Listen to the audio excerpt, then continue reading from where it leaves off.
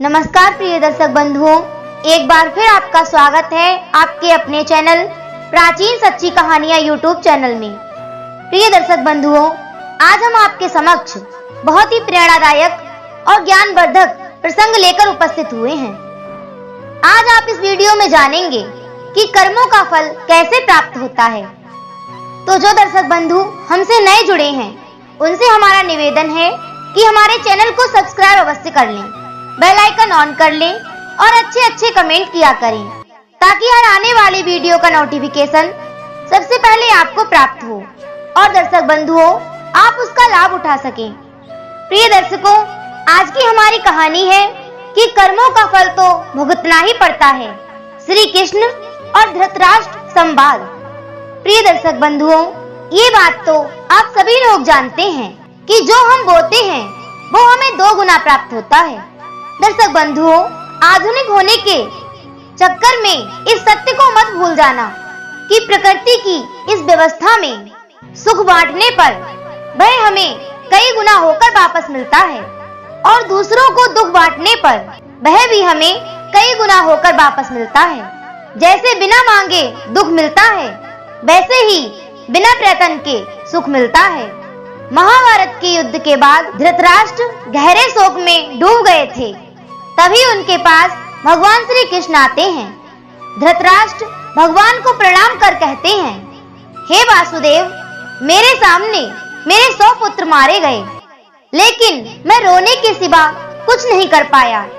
मुझे अपने पिछले 100 जन्मों का स्मरण है कि मैंने एक भी पाप नहीं किया है, फिर भी मेरे 100 पुत्र मेरी ही आंखों के सामने मृत्यु को क्यों प्राप्त हुए।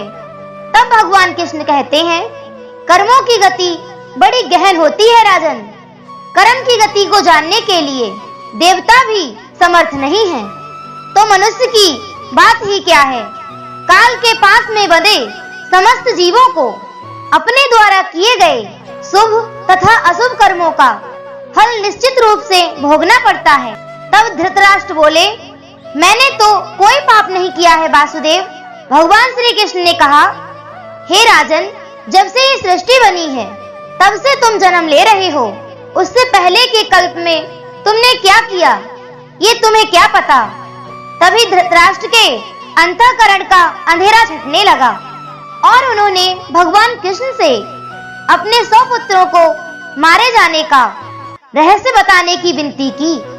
तब भगवान कृष्ण ने कहा, सुनो राजन, 100 जन्मों पूर्व तुम भारत के एक बड़े प्रतापी और धार्मिक राजा थे। एक बार मानसरोवर के हंसों के दल ने अपने परिवार के साथ रामेश्वरम जाते हुए तुम्हारे बगीचे में बसेरा किया।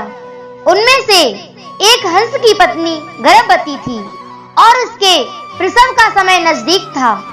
उस हंस ने तुम्हारे पास आकर विनती की कि हे राजन, मैं अपनी गर्भवती पत्नी को तुम्हारे बगीचे में छोड़कर जा रहा हूँ। राजा होने के नाते उसकी रक्षा का भार तुम्हारा है। ऐसा कहकर वह हंस रामेश्वरम चला गया। कुछ समय बाद उस हंसनी ने 100 बच्चों को जन्म दिया।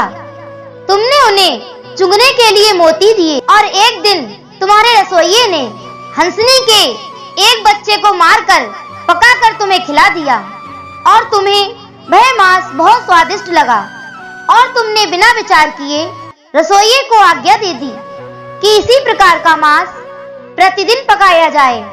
तुम स्वाद के इतना अधीन हो गए थे, तुमने रसोइये से यह भी नहीं पूछा कि यह किसका मांस है और कहां से प्राप्त हुआ है। तुम स्वाद के मोह में इतने अंधे हो गए थे कि रोज उसी मांस की इच्छा करने लगे। इस प्रकार उस शरणागत हंसनी के मोती चुगने वाले 100 के 100 बच्चे तुम अकेले ही खा गए और अब हंसनी अकेली रह गई। भगवान श्री कृष्ण आगे कहते हैं, और वो हंस जैसे ही रामेश्वरम की यात्रा से वापस लौटा तो हंसनी से उसने अपने नवजात बच्चों के बारे में पूछा। हंसनी ने जब बच्चों की मृत्यु के बारे में बताया तो हंस बोला, यह सब कैसे हुआ। तो हंसनी ने कहा, तुम जाकर राजा से पूछो। और जब हंस ने राजा के पास जाकर पूछा कि तुमने मेरे 100 के 100 बच्चे मार दिए।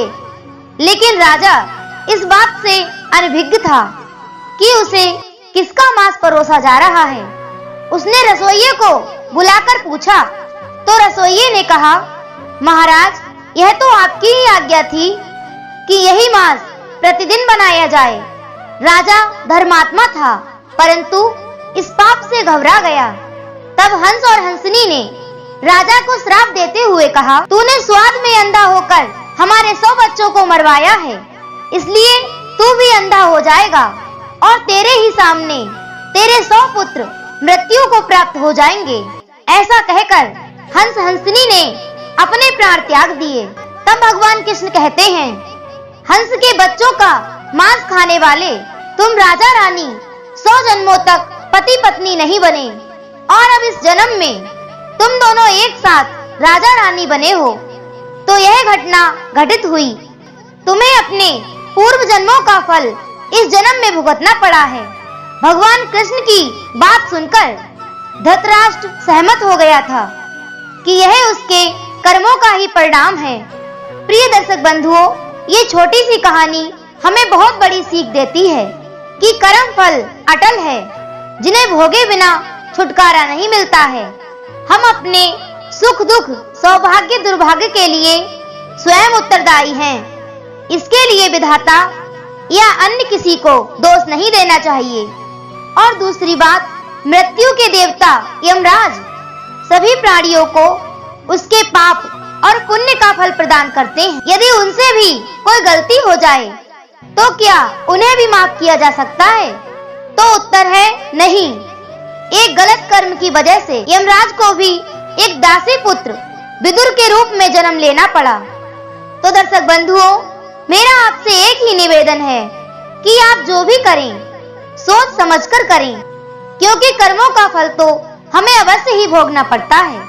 प्रिय दर्शकों, ये थी हमारी आज की छोटी सी कहानी। तो प्रिय दर्शक बंधुओं, यदि आपको ये कहानी पसंद आई हो तो वीडियो को लाइक करें, कमेंट करें और अधिक से अधिक लोगों तक शेयर अवश्य करें। और आपने यदि अभी तक हमारे चैनल को सब्सक्राइब नहीं किया है तो प्लीज हमारे चैनल को सब्सक्राइब कर लें। फिर मिलेंगे इसी तरह की एक ज्ञानवर्धक कहानी के साथ। इसी के साथ दर्शक बंधुओं, राधे राधे, जय श्री कृष्णा।